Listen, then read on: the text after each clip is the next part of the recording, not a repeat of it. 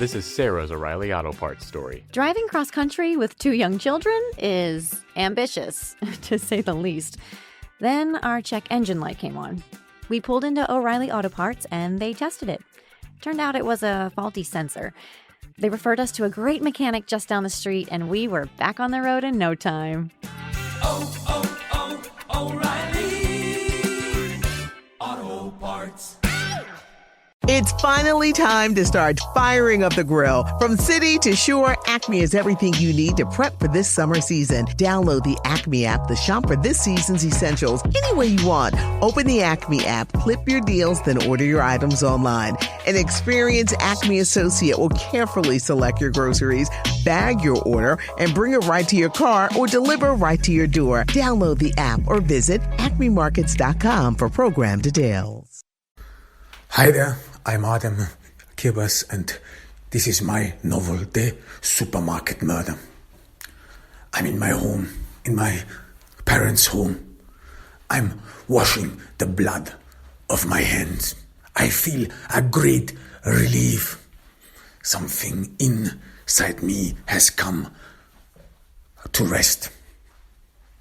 I do not think about what happened before. I do not bother myself. I'm thoughtful, but then there is a knocking on the door. I expect him. I expect and who this might be. I open the door and it is Murat. He's infuriated. He's mad. He has drawn his gun. His gun is dangling at his hip and he is holding his gun tightly. What did you do? He yells at me. What did you do? He does not look at me. And he's mad. And I tell him he was a pedophile. He raped his own daughter. But he was a leheb. He was royalty. You cannot just kill one of them. But they killed an innocent man. They just shot him.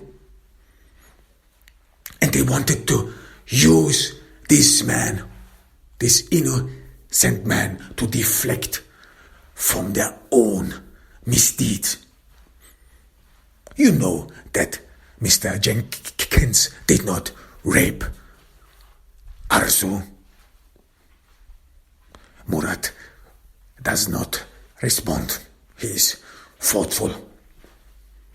These people mean something for many. He interjects. And he is right. The Leheb family, they are important for Ordu, for the economy. But again, yet, should we have looked away? I ask him, have you the slightest idea how many children they have abused? Have you counted their souls? Murat looks away. His gaze is in the distance. He probably remembers something. But this is not how we solve issues here. He looks at me sternly.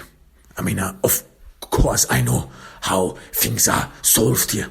Even though if it would have come to an accusation, so to an indictment, Mehmet Leheb, would have never seen the inside of a prison cell.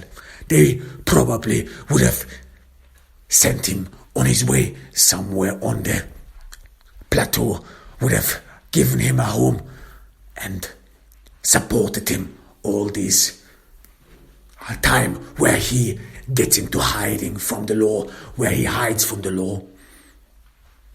There is no solution but then this. You know that he would have walked. I say to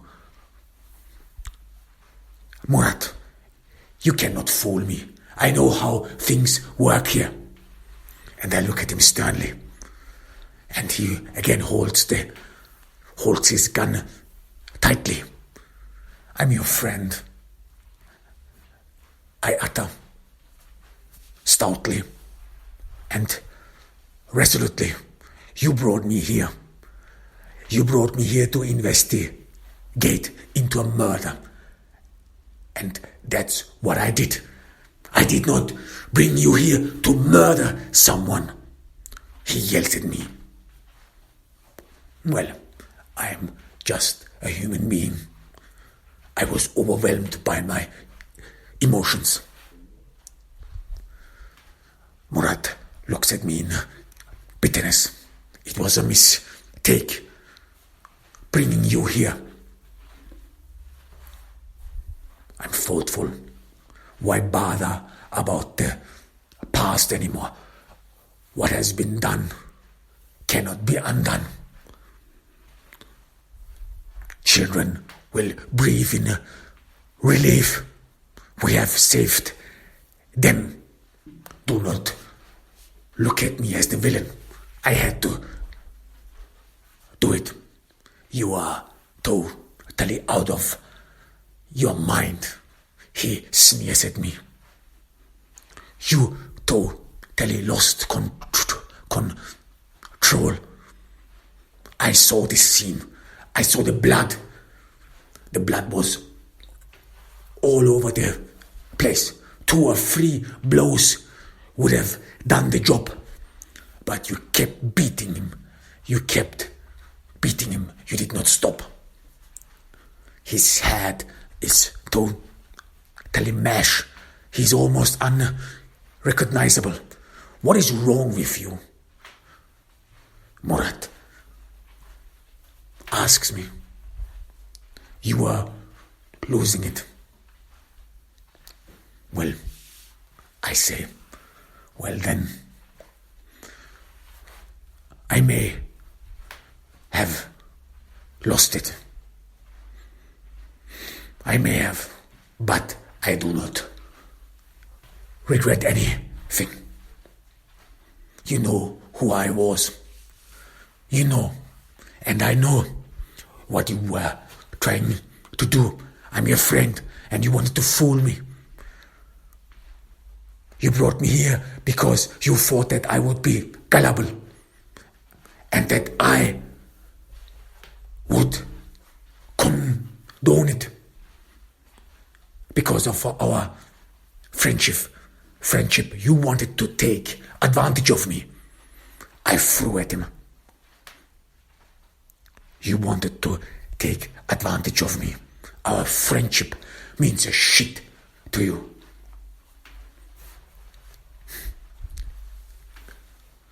Murat ponders. He puts his gun into his holster again. He straightens himself up. And he walks towards me, stops in front of me, looks me deep in my eyes. You better leave the country. You better leave it now.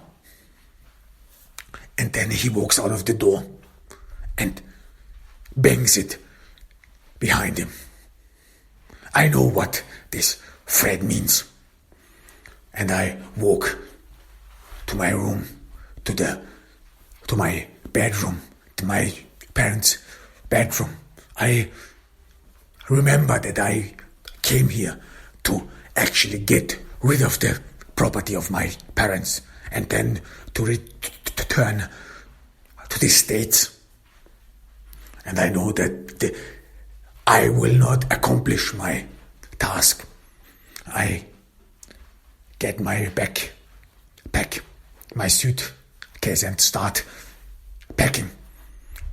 I look at on the web and I find a cheap flight to the States, back to JFK airport. And I'm thoughtful. What was this all about? And then there is another knocking on the door. I wonder who this might be. Maybe Murat has changed his mind. I look outside. I'm cautious. And I see Arzo standing in front of the door. She looks disturbed. She's wearing a thick jacket, even though it is warm outside. Maybe she's freezing. Maybe she is so upset that she did not get aware of the weather, that she probably lives in her own world, in a dream world.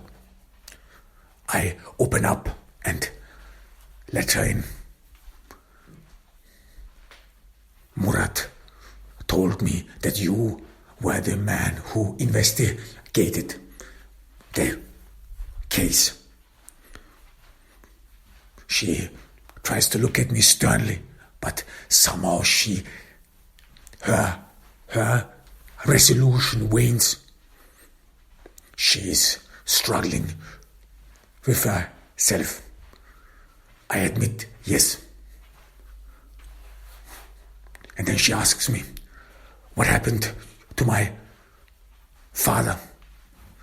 I do not respond. I more and more understand that she probably came here to judge me, or even to hurt me, to shoot me.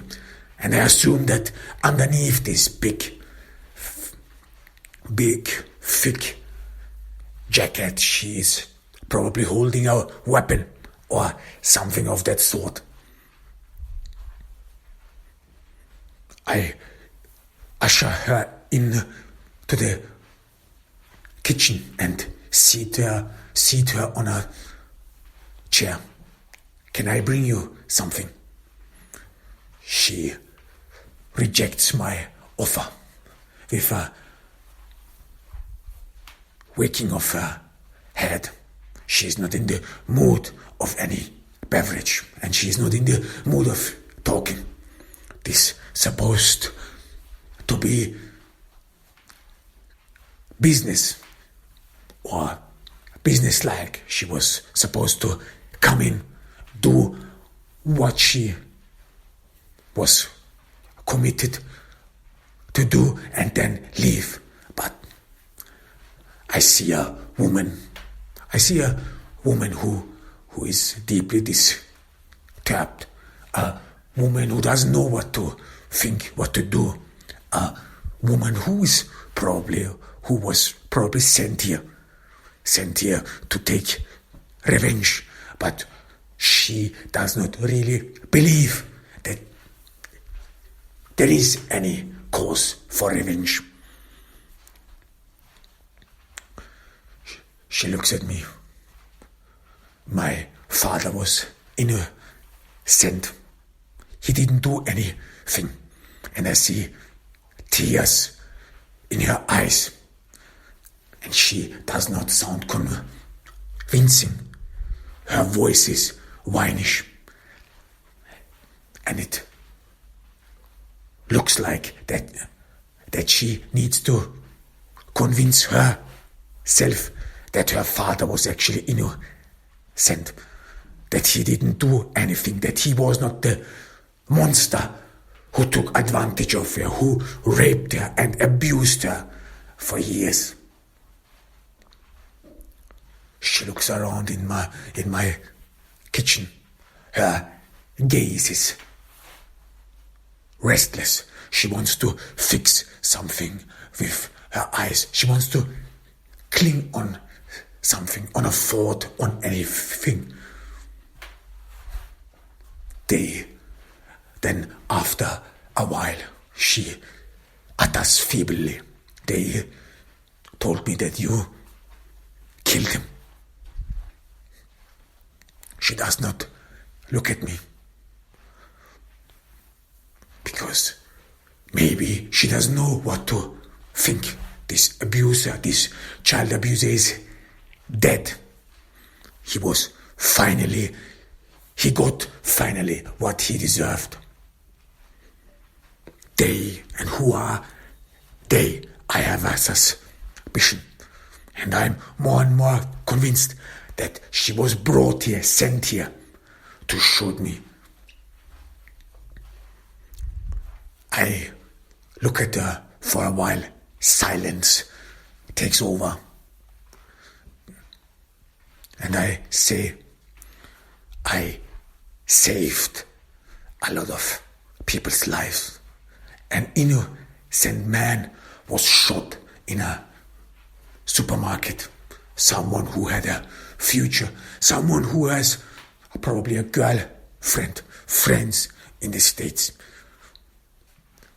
He was shot to cover up the traces of a monster, of a child abuser. She does not oppose and she does not interject. She stares on the floor. What do you want me to do? She asks me. Tears pouring down her cheeks. He was my father. I honored and appreciated him. This is what you have to do. This is what children are supposed to do. Respect their elders, respect their parents. And so I did. No, I tell her, no.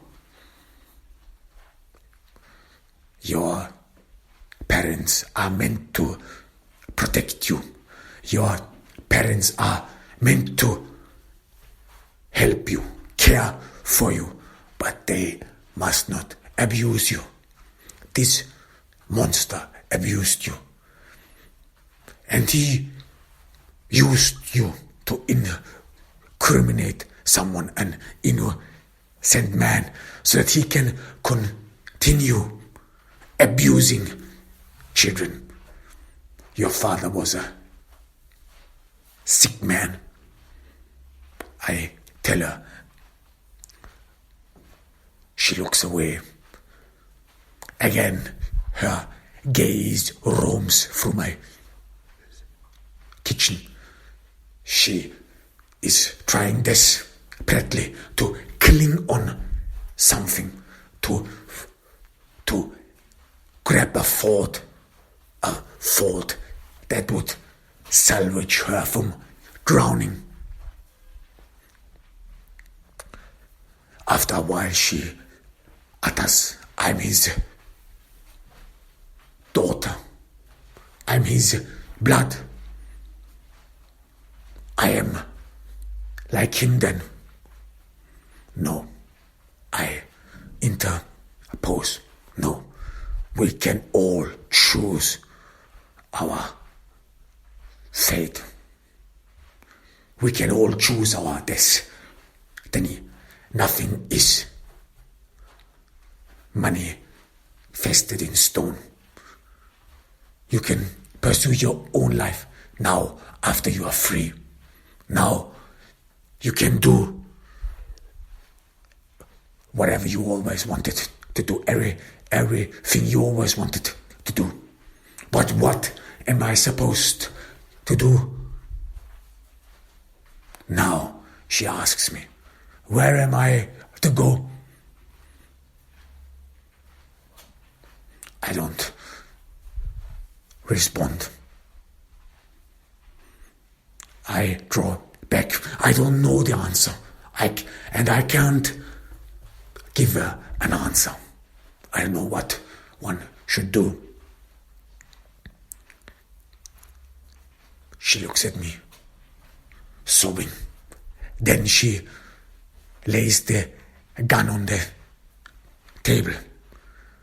I cannot do this. I am not a murderer, she utters with a whinish voice.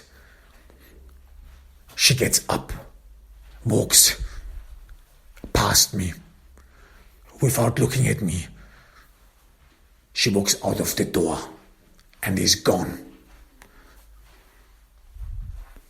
I look at the gun for a while. Then I take it and put it away. I walk in to the bedroom. I resume packing my suitcase. I know that they will probably send another person, another poor soul to shoot me. This is how things are done here in Ordu. And I know that I have to get out of here. So I finish packing my stuff. I switch off the electricity. I close all windows and I walk out of my parents' home. I look around for the last time and I wonder what will come of this place in 10 or 20 years. I call a cab and drive to the airport. I'm thoughtful all this time. And when I sit in the airplane, and we take off, I look back for a last time. I look at Ordu, the roots of my parents, my hometown, and I know that I will never return. It's finally time to start firing up the grill. From city to shore, Acme is everything you need to prep for this summer season. Download the Acme app to shop for this season's essentials any way you want. Open the Acme app, clip your deals, then order your items online. An experienced Acme associate will carefully select your groceries, bag your order, and bring it right to your car or deliver right to your door. Download the app or visit acmemarkets.com for program details.